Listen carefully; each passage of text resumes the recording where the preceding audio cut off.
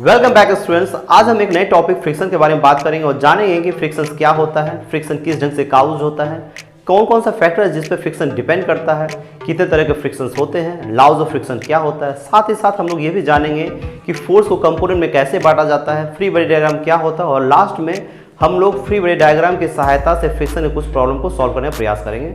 चलिए चालू करते हैं वीडियो को। जो first topic is what is friction. अगर डिफिनेशन के विषय में बात करें बच्चों, तो जब भी कोई दो सरफेसेस एक दूसरे के कांटेक्ट में आता है और रिलेटिव मोशन करना चालू करता है, तभी एक फोर्स दोनों के कांटेक्ट सरफेस के बीच में जनरेट होता है, जिसको फ्रिक्शनल फोर्स बोलते हैं। यानी अगर डिफिनेशन को देखें तो whenever the two surfaces come in contact with each other and try to move with respect to each other, then force start generating between their contact surface is called frictional force. यानी frictional force एक resistive force है जो तभी active होता है जब कोई दो सॉलिड सरफेसेस या एक सॉलिड और एक फ्लूइड सरफेसेस या दो फ्लूइड सरफेसेस एक दूसरे पर मूव करना चाहता है। अब दो फ्लूइड सरफेसेस के बीच में जो फोर्स लगता है उसको हम लोग विस्कस फोर्स बोलते हैं, जो हम लोग नेक्स्ट वीडियो में डिस्कस करेंगे। चलिए एनिमेशन के थ्रू भी देख लेते हैं। अगर एनिमेशन के थ्रू देखें तो एक सरफेस पर एक ब्लॉक रेस्ट किया हुआ है और उसके बगल में एक आदमी खड़ा हुआ है। चूंकि ये आदमी उस पर कोई फोर्स नहीं लगा रहा है, इसलिए दोनों के बीच में कोई रिलेटिव मोशन नहीं होता और फ्रिक्शनल फोर्स जीरो होता है। लेकिन जैसे ही ये व्यक्ति उस पर फोर्स लगाना चालू करता है तो वो बॉडी मूव करना चाहता है और इसी वजह से दोनों के बीच में एक फोर्स जनरेट होता है, फ्रिक्शनल फोर्स, जो उस लगाए हुए फोर्स के अपोजिट डायरेक्शन में होता है और उस मोशन को नहीं होने देना चाहता है। इसी फोर्स को हम लोग फ्रिक्शनल फोर्स बोलते हैं, जो कि आपको दिख रहा है। नेक्स्ट बात करते हैं बच्चों, व्हाट काउजेज द फ्रिक्शन। इसके लिए सबसे पहले दो सरफेसेस जो कांटेक्ट में आते हैं तो हम लोग माइक्रोस्कोपिक लेवल पर स्टडी करते हैं, तो देखते हैं कि इन दोनों सरफेस के बीच में बहुत सारी इरेगुलरिटी पाई जाती है। इसी इरेगुलरिटी की वजह से माइक्रो लेवल पर इन दोनों के बीच में एक इंटरलॉकिंग होता है, जो कि फ्रिक्शनल फोर्स को काउज करता है। चूँकि हर एक सरफेस के बीच में पाया जाने वाला इरेगुलरिटीज अलग अलग होता है, यही वजह है कि दो सरफेसेस के नेचर, मास और रफनेस पर फ्रिक्शनल फोर्स डिपेंड करता है। जैसे अगर हम लोग बोर्ड पर देखें तो एक सरफेस है जिसके ऊपर कोई ऑब्जेक्ट रखा गया है। ये देखने में तो स्मूथ लग रहा है, लेकिन जब हम लोग इसको स्टडी करते हैं तो माइक्रोस्कोपिक लेवल पर बहुत सारे क्रक्स एंड ट्रफ यानी इरेगुलरिटीज पाया जाता है, जिसके वजह से ये सरफेसेस एक दूसरे पर इंटरलॉकिंग बनाता है और इसी इंटरलॉकिंग की वजह से जब हम लोग एक दूसरे को मूव कराना चाहते हैं तो ये इंटरलॉकिंग अलाउ नहीं करता, जिसको हम लोग फ्रिक्शनल फोर्स कहते हैं। जैसे हम लोग एग्जांपल से देखते हैं, ये दो हथेली है, ये बहुत ज़्यादा स्मूथ नहीं है। इन दोनों को एक दूसरे के ऊपर रख करके जब हम लोग फोर्स लगाते हैं तो थोड़े से फोर्स के बाद ये मूव करने लगता है, क्योंकि रफनेस उतना नहीं है, जिसकी वजह से इरेगुलरिटी उतनी नहीं होती है। लेकिन जब इसी चीज़ को हम लोग इस ढंग से करते हैं तो यहाँ पर इरेगुलरिटी ज़्यादा होने की वजह से मूव उतना आसानी से नहीं हो पाता है। जबकि वहीं इस बोर्ड को देखें तो ये स्मूथ दिख रहा है, हालांकि माइक्रोस्कोपिक लेवल पर ये भी स्मूथ नहीं है, तो हम लोग अगर फोर्स लगाए तो आसानी से हाथ नीचे आता है। यानी ये इरेगुलरिटी जितना होगा, और वो किस बात पर डिपेंड करेगा कि नेचर क्या है ऑब्जेक्ट का, मास क्या है, क्योंकि अगर ज़्यादा भारी मास होगा तो ज़्यादा प्रेसअप होगा तो इंटरलॉकिंग और स्ट्रॉन्गर होगा। इस ढंग से हम लोग देखते हैं कि दो सरफेसेस के बीच में जो इरेगुलरिटीज होता है, नेचर ऑफ द सरफेसेस जो होता है, मास होता है, वो सब मिल करके फ्रिक्शनल फोर्स को काउज करता है।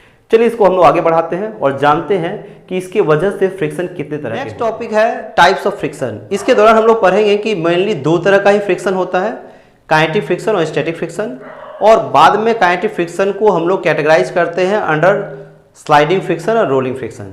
इसको समझने के लिए हम एक एग्जांपल लेते हैं। सबसे पहले हम लोग एक बिग ब्लॉक को एक सरफेस के ऊपर रख देंगे इस ढंग से, राइट बच्चों। चूंकि इस पर कोई फोर्स अभी नहीं लगाया गया है, यानी दोनों के बीच में कोई रिलेटिव मोशन नहीं हो रहा, और जब कोई रिलेटिव मोशन नहीं होगा तो फ्रिक्शनल फोर्स क्या होगा, जीरो होगा। यानी जब F बराबर जीरो है तो फ्रिक्शनल फोर्स जो है वो भी जीरो होगा। जैसे ही आप एक छोटा सा फोर्स लगाते हो F, तो ये फोर्स चाहता है इसको इस डायरेक्शन मूव करना, और जो फ्रिक्शनल फोर्स है वो क्या चाहेगा, मूव नहीं करना, यानी उसके अपोजिट डायरेक्शन में लगाएगा कांटेक्ट की वजह से, जो अभी हम लोगों ने पढ़ा। तो ये फ्रिक्शनल फोर्स F हो जाएगा। आप जैसे जैसे फोर्स बढ़ाते जाओगे ये फ्रिक्शनल फोर्स भी बढ़ता जाएगा। एक समय ऐसा आएगा कि ये फ्रिक्शनल फोर्स नहीं बढ़ पाएगा और ये बढ़ा हुआ फोर्स इसको मूव करा देगा। तो उस हद तक जब तक कि ये बॉडी मूव नहीं किया और फ्रिक्शनल फोर्स जनरेट हो चुका था, उसी को हम लोग स्टैटिक फ्रिक्शन बोलते हैं। और जब यही स्टैटिक फ्रिक्शन अपने मैक्सिमम कैपेसिटी पर होता है, यानी at the time when it is about to move, तो जो फ्रिक्शन स्टैटिक फ्रिक्शन उसी का स्पेशल नाम है लिमिटिंग फ्रिक्शन।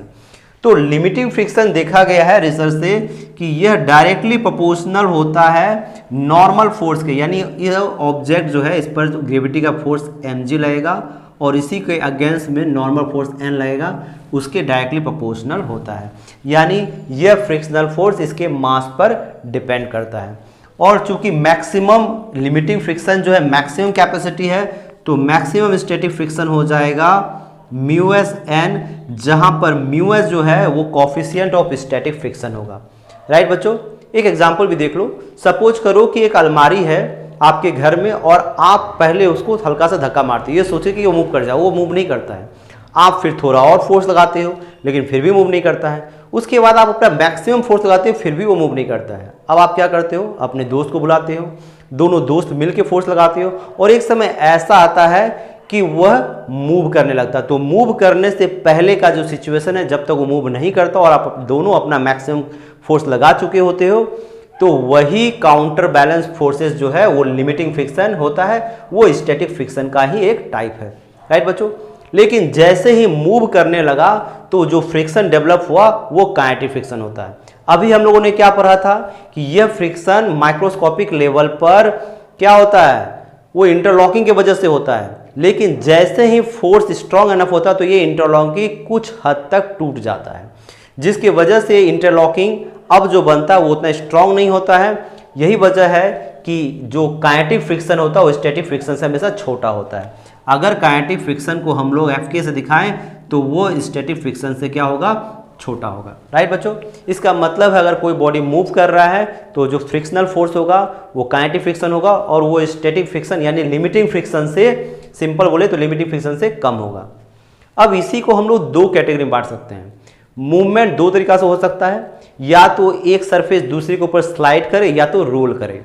तो जैसे अगर आप इंक्लाइन प्लेन ले लेते हो और किसी ऑब्जेक्ट को यहाँ रखते हो और वो क्या होता है, उसके भार की वजह से स्लाइड डाउन करता है, तो ये स्लिप ऑफर हुआ, तो ये स्लाइडिंग फ्रिक्शन का एग्जाम्पल हुआ। राइट, अगर आप इसी ब्लॉक के बीच में, सपोज करो एक ब्लॉक को आप धक्का मार रहे हो तो बहुत ज़्यादा फोर्स लग रहा है, लेकिन इसी सरफेस के बीच में अगर आप व्हील डाल देते हो तो इसके वजह से क्या होता है, इस सरफेस और इस सरफेस के बीच में कॉन्टैक्ट एरिया बहुत घट जाता है, जिसकी वजह से इंटरलॉकिंग कमज़ोर पड़ने लगता है और यही वजह है कि फ्रिक्शनल फोर्स भी डाउन हो जाता है और ये आसानी से मूव कर जाता है। आप एग्जाम्पल के थ्रू भी कर सकते हो। आप क्या करो, बुक ले लो बहुत सारा, उसको एक ब्लॉक पे रखो और फोर्स लगाओ, तो फ्रिक्शनल फोर्स ज़्यादा होने की वजह से वो क्या होगा, मूव नहीं करेगा, जिसकी वजह से आप देखोगे कि अगर इन दोनों सरफेस के बीच में अगर कुछ रोलिंग जैसे पेंसिल या पेन रख दो और फिर फोर्स लगाओ तो बहुत आसानी से मूव करेगा।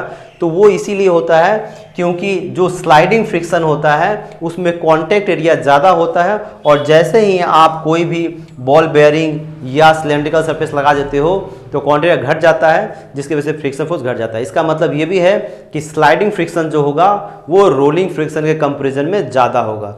इसका मतलब ये भी है कि हम लोगों ने अभी तक जो भी फ्रिक्शन पढ़ा उसमें सबसे छोटा फ्रिक्शन जो होगा अगर बॉडी मूव कर रहा है तो वो रोलिंग फ्रिक्शन होगा। राइट बच्चों, चलिए हम लोग कुछ एग्जांपल्स के थ्रू और समझते हैं कि कहाँ पर इसका इस्तेमाल होता है। हम लोगों ने जो टाइप्स ऑफ फ्रिक्शन पढ़ा उसमें से एक एग्जांपल्स के थ्रू समझते हैं कि कैसे उसका इस्तेमाल किया जाता है।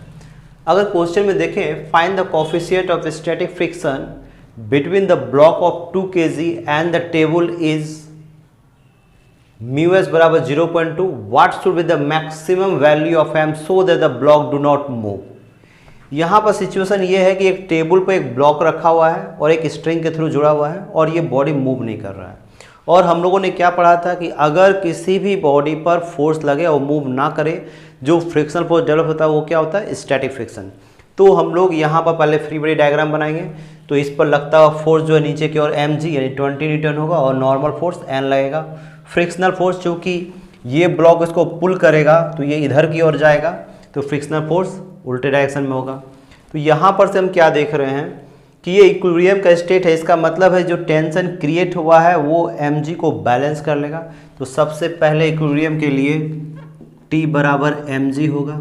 जो टेंशन का फोर्स क्रिएट होगा वही टेंशन फोर्स यहाँ भी होगा, और ये भी इक्विलिब्रियम है, इसका मतलब है T बराबर फ्रिक्शनल फोर्स होगा, और ये frictional force static frictional force है, इसलिए म्यू एस एन होगा जो मैंने बताया था।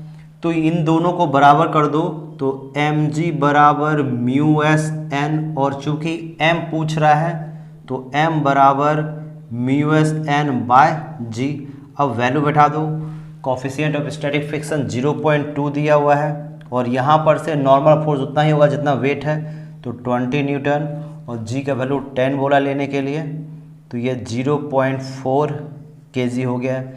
इस ढंग से आप जो पढ़े हुए इक्वेशन का इस्तेमाल करके प्रॉब्लम बना सकते हो।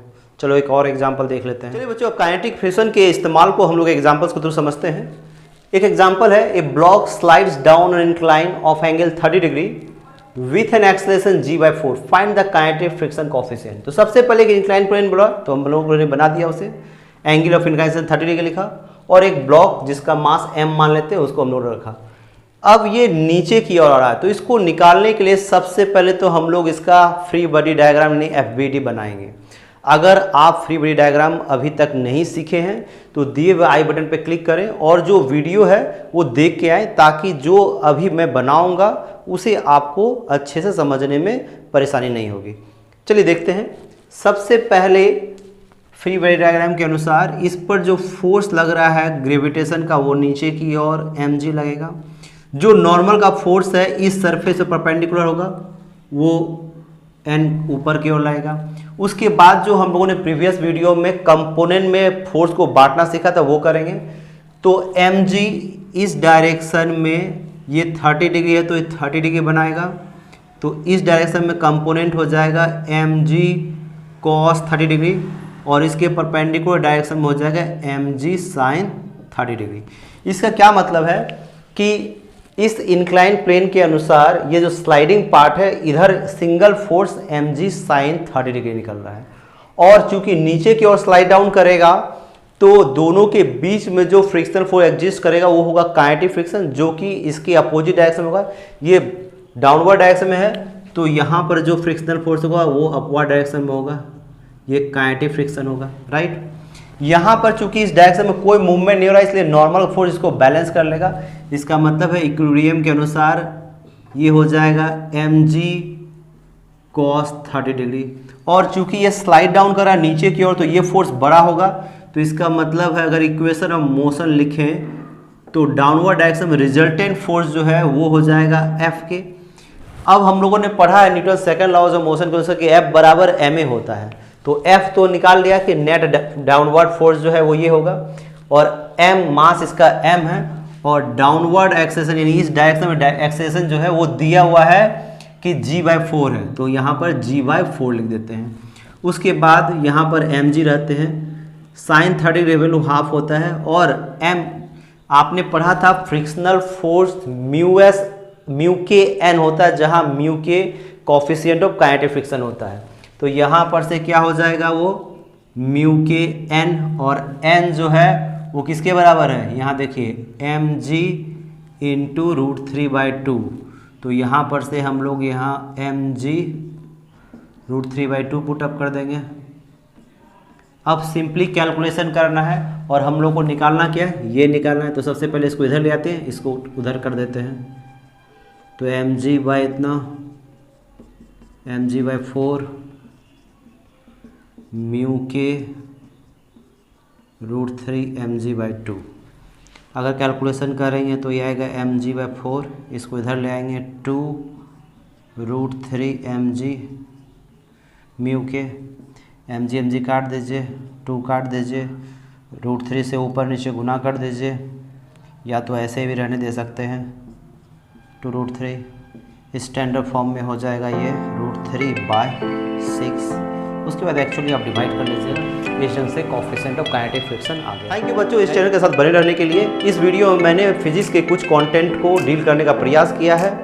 आशा करता हूँ आपको पसंद आया होगा। इस चैनल के साथ इसी तरह से बने रहिए और ज़्यादा से ज़्यादा बच्चों को जोड़िए।